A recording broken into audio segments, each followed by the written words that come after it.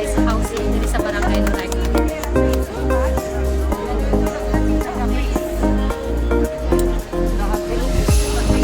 After the ceremonial ribbon cutting, mga kasubo, we will be doing the blessing of the building.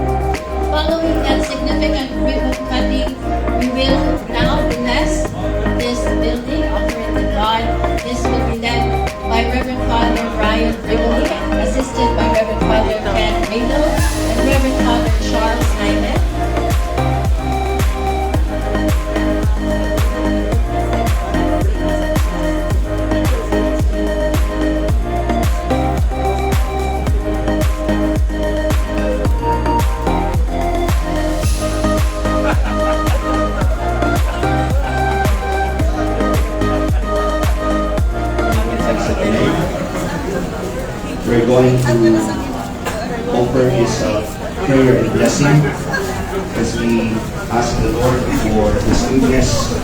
Our Lord and our Father, thanking Him for the structure wherein our brothers and sisters will find home and dwelling as the dwelling place.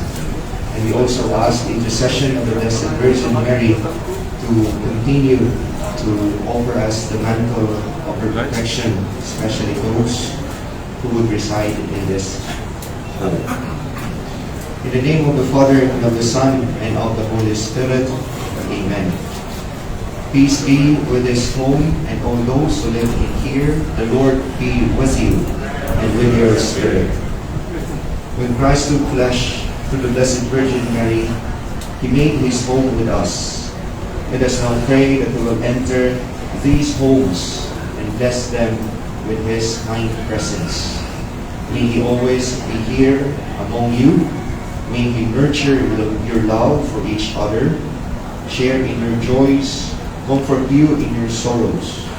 Inspired by His teachings and example, seek to make these new homes before all else dwelling places of love, diffusing far and wide the goodness of Christ. Brothers and sisters, let us listen to the words of the Holy Gospel according to St. Luke. Glory to you, O Lord. The Lord said to the 72, "Into whatever house you enter, first say, 'Peace to this household.' If a peaceful person lives there, your peace will rest on him. But if not, it will return to you. Stay in the same house and eat and drink what is offered to you, for the laborer deserves his payment. Do not move about from one house to another. Whatever town you enter, and they welcome you, eat what is set before you, cure the sick in it, and say to them, 'The kingdom of God is at hand for you.'" The Gospel of the Lord. Praise to you, Lord Jesus Christ. Intercessions. The Son of God, Lord of heaven and earth, made His home among us. With thankfulness and gladness, let us call upon Him, saying, and let our response and every petition stay with us, Lord. Stay with us, Lord. Lord Jesus Christ, by your life with Mary and Joseph, you sanctified the life of the home. Dwell with us in our homes so that we may have you as our guests and honor you as our head. For this we pray. Stay with us, Lord. In you every dwelling grows into a holy temple. Grant that those who live in these houses may build up together into dwelling places of God in the Holy Spirit. For this we pray. Stay with us, Lord. You taught your followers to build their houses upon solid rock.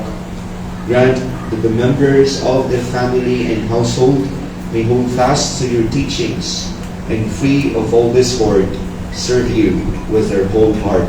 For this we pray. Stay with us, Lord.